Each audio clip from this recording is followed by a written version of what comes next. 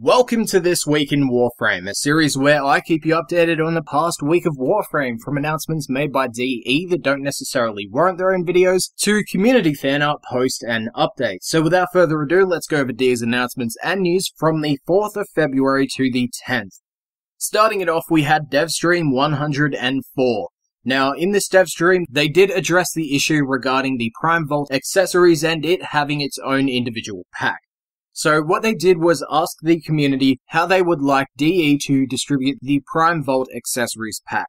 Would you like it so each Prime accessory is its own individual pack for a small amount of money with some extra bonuses, maybe some boosters or some plat? Or would you like it so every cosmetic from the current Prime on vaulting in a single pack for maybe the same price as the Prime Access accessories pack? Whatever you're thinking in regards to the Prime accessories, make sure to either tweet it at them, post it on the forums, or post it on Reddit, and hopefully they see what you think, and they do what they think is right in regards to the Prime Vault accessories pack.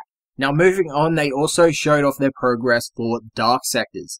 Now what they showed off is basically Warframe's take on dungeons. Now in the footage they showed off, you'll have about 20 minutes to clear as many dungeon rooms as possible, and the competitive side of things will just be how many dungeon rooms a clan has completed, and that'll be popped up on the leaderboard. Now this, of course, is the current take on Dark Sectors. They may change it before the next Devstream and we may see something completely different. But this is what we know so far regarding Dark Sectors. So it'll be a 20-minute time limit and it'll be a rush for each clan to see how many dungeon rooms they complete. Moving on, they also showed us some new Operator Hair that looks way better than the current rendition of Operator Hair. So that'll be coming soon. They also showed off pet mowers with interactions between the operator and the pet mower itself. They also showed off the Nezha alternate helmet, which looks really fucking cool. Way better than her current ones, but not as much as the Tenogen skin. They also showed off a work-in-progress cut of the Hydroid Prime trailer, which you're seeing on the screen. Obviously, it doesn't have textures, since it is a work-in-progress. They also showed us the animations for the next Eidolon, which will be a flying unit. Now this thing is massive. They showed off a scale a while back in a previous dev stream, and this thing is huge. If I find the video, it'll be up on the screen, but if I don't, I'll try to link it in the description if I ever find it. Moving on, they also showed off the Corpus spider proxies, which was originally concept art and is now 3D models of these spider units. We have a blue version, green, orange, and yellow, as well as a preview of how they will interact with the environment and how they'll walk and move around on tile sets. Now, they stated that this will be for the next open world location, which we know is Venus. Besides that, they showed off some dojo decorations with faction sets. They showed off Grineer decorations for your dojo, so for players that like to decorate their dojos, this is for you. Moving on from the dev stream, we have updates and hotfixes. Now, we had hotfix 22.11.1, which made it so the Prime Vault has been unsealed, so players that want to get vaulted frames and whatnot, you can now get Ember Prime, Loki Prime, Frost Prime, as well as their respected weapons, but as for their cosmetics, you will have to buy the full packs because the Prime Vault accessories pack hasn't been created yet.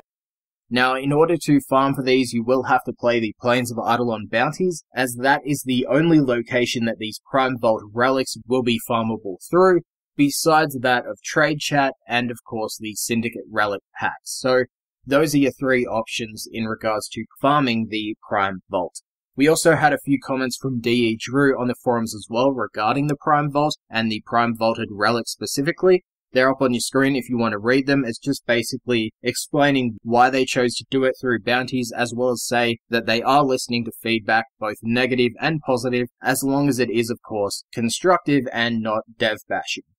Moving on, we have trials or raids for Warframe, such as the Law of Retribution, the Law of Retribution Nightmare, and the Jordis Verdict being removed from the game temporarily on the 28th of February this year.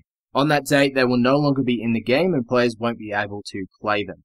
Now, for those wondering about how Arcanes will work after that date, well, DE are working on releasing them to the Plains of Eidolon as drops from the Eidolons themselves. So, at the moment, they're currently not a part of it because they didn't want to ruin the Arcane economy, so they're just holding it back while they're working on Arcanes and figuring out how they can do it properly.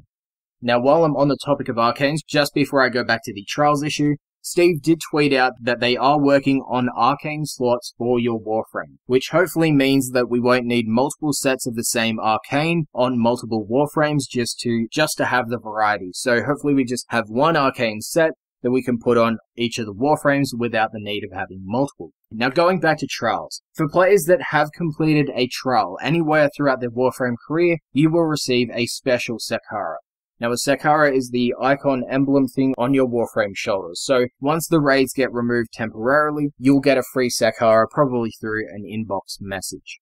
Now moving on from that announcement, we have update 22.12. Now I already made a video covering everything in this update besides the weapon changes, and it is huge, so I won't cover them here. I'll just briefly go over what they are, but if you want to know the exact changes, you'll either watch the video or read the forum post, because the individual video is about 16 minutes long, and it's not worth extending this week in Warframe to be that length. So, in this update, they introduced drivable Dargyns, they introduced the Gantulyst and the Hydrolyst into the planes of Eidolon, which are giant recolored Eidolons for the game. They've introduced Teralyst Matchmaking, Riven Transmutation, they've changed a number of Warframes such as Atlas, Ember, Ash, Chroma, Vault, Gara, Banshee, Mag, and Zephyr, as well as a shit ton of weapon changes and arcane buffs. So once again, if you want to know the exact changes and everything that happened with this update, there's the link to the video in the description, or just the forum post if you want to read it. But also related to that update,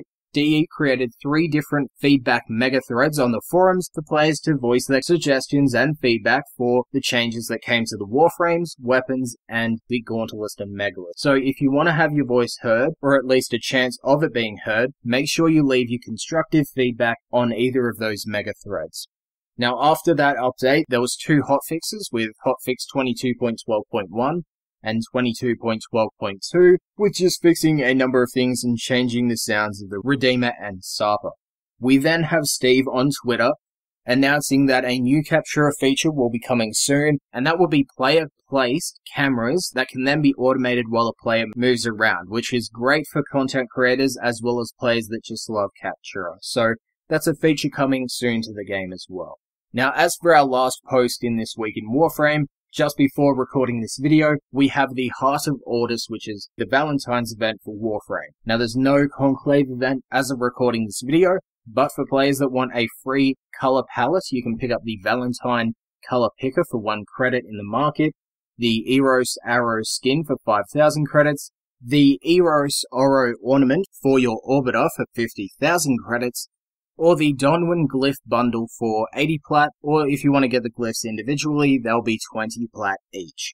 They've also allowed Darvo to have his donkey deals, with bows being 50% off, as well as their bow skins and arrow skins having that same 50% off discount as well. So if you want a bow or arrow skin, or just a bow in general, this is probably the best time to purchase them with plat.